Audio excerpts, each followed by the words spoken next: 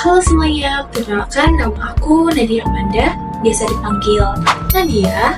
Aku dari Universitas Samarinda, program studi Pendidikan Pancasila dan Kewarganegaraan. Dalam video kali ini, aku akan membahas tentang tantangan dan solusi dalam meningkatkan keefektivitasan pembelajaran. Baik, sebelum ke pembahasan, mari kita cari tahu terlebih dahulu apa sih sebenarnya keefektivitasan pembelajaran itu. Jadi, efektivitas pembelajaran ini merujuk pada sejauh mana sih tujuan pembelajaran tercapai melalui proses pelajaran yang telah dilakukan. Ini berarti untuk mengukur sejauh mana ya pembelajaran itu berhasil, apakah berhasil atau tidak dalam sebuah proses pembelajaran. Efektivitas pembelajaran ini merujuk pada kemampuan suatu proses pembelajaran untuk menghasilkan hasil yang diinginkan, seperti kemampuan, keterampilan, dan perubahan peserta didik. Baik teman-teman, setelah kita mengetahui apa itu keefektivitasan pembelajaran, sekarang kita beralih pada faktor-faktor yang dapat mempengaruhi keefektivitasan pembelajaran. Yang pertama, ada faktor lingkungan belajar.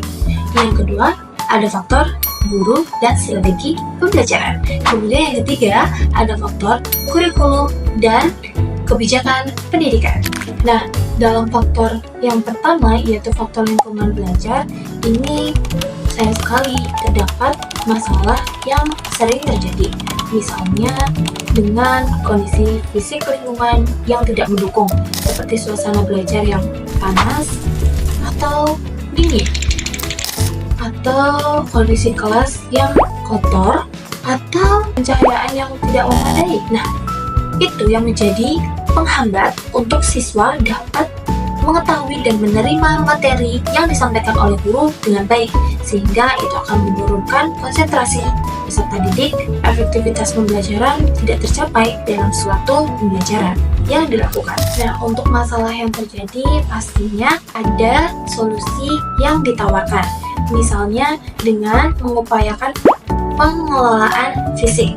Strategi yang dapat digunakan dalam hal ini adalah dimulai dengan menata ruangan, yaitu dalam pemilihan cat ruang kelas, kemudian membeli rak sepatu, rak buku, kemudian menambahkan pewangian dalam ruangan kelas untuk menciptakan suasana belajar yang lebih kondusif dan nyaman, sehingga terciptalah waktu proses pembelajaran yang lebih efektif. Untuk selalu menciptakan suasana kelas yang bersih, yang wangi, yang nyaman, kita harus terus berkontribusi dalam penataan di dalam kelas. Sebagai tenaga pendidik, kita harus lebih bijak lagi dalam pembuatan peraturan untuk mengatur kelas.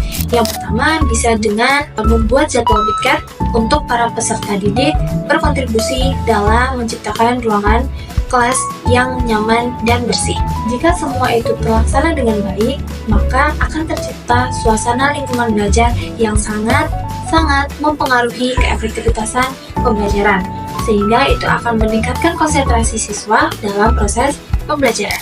Kemudian yang selanjutnya yaitu faktor kedua, yaitu faktor guru dan strategi pembelajaran. Di sini yang menjadi masalah adalah minimnya penguasaan teknologi. Banyak banget guru-guru yang sangat mengurungkan niatnya untuk lebih meningkatkan penguasaan dalam berteknologi dalam pembelajaran. Sebab inilah yang akan menurunkan semangat peserta didik dalam suatu pembelajaran. Banyak guru-guru yang masih menggunakan metode-metode pembelajaran yang tradisional seperti ceramah. Itu akan membuat pembelajaran yang sangat monoton, sehingga peserta didik akan cepat mengantuk. Dan teman-teman, untuk menangani permasalahan yang terjadi, ada solusi yang bisa diterapkan, yaitu dimulai dengan pihak sekolah harus lebih aware lagi nih sama guru-guru yang mungkin kurang paham sama teknologi yang sering mengalami perubahan, dan metode-metode pembelajaran pun sekarang lebih menggunakan teknologi, seperti dengan menyediakan pelatihan yang praktis untuk guru, yaitu dengan menggunakan perangkat lunak yang interaktif atau platform learning management system. Nah, di sini guru akan diberikan pelatihan-pelatihan untuk penguasaan berteknologi yang baik dalam pembelajaran di kelas, sehingga akan menciptakan guru yang modis dan kreatif dalam menjelaskan suatu masalah atau materi yang disampaikan untuk para peserta didik, sehingga peserta didik akan merasa lebih interaktif atau lebih semangat lagi dalam proses pembelajaran karena dibarengi dengan perkembangan teknologi yang masuk di dalam kelas. Teman yang selanjutnya yaitu faktor kurikulum dan kebijakan pendidikan. Di sini terdapat masalah nih teman-teman, yaitu perubahan kurikulum yang sering terjadi. Nah ini nih yang menjadi permasalahannya. Kalian pasti pernah dengar, setiap ganti menteri, ganti juga kurikulumnya. Nah itu yang dialami sekarang. Banyak guru-guru yang kurang menerima atau kesulitan dalam menerima kurikulum yang baru sekarang ini. Banyak guru yang sulit untuk beradaptasi dengan kurikulum yang baru. Terus gimana solusinya untuk menangani permasalahan tersebut? Ini dia solusi yang dapat diterapkan dalam menangani permasalahan ini, yaitu bisa dimulai dengan mengkombinasikan antara platform Merdeka Ajar dengan kondisi dan karakteristik lingkungan di sekolah yang sedang mereka ajar. Artinya, di sini guru tidak hanya mengikuti materi yang ada di platform itu saja, tetapi melihat kebutuhan apa sih yang perlu gitu dalam sekolah-sekolah yang mereka ajar ini. Jadi tidak berpatokan hanya pada platform itu saja, tapi melihat gitu ya kondisi dan karakteristik yang ada di sekolah itu bagaimana. Kita harus lebih care lagi, kita harus lebih mengetahui kebutuhan-kebutuhan yang ada gitu, sehingga keduanya bisa naik untuk meningkatkan keefektivitasan pembelajaran di sekolah.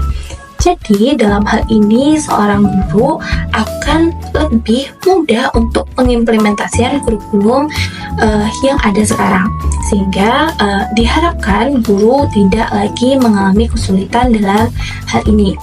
Baik teman-teman, itu tadi presentasi saya mengenai tantangan dan solusi dalam meningkatkan keefektivitasan pembelajaran.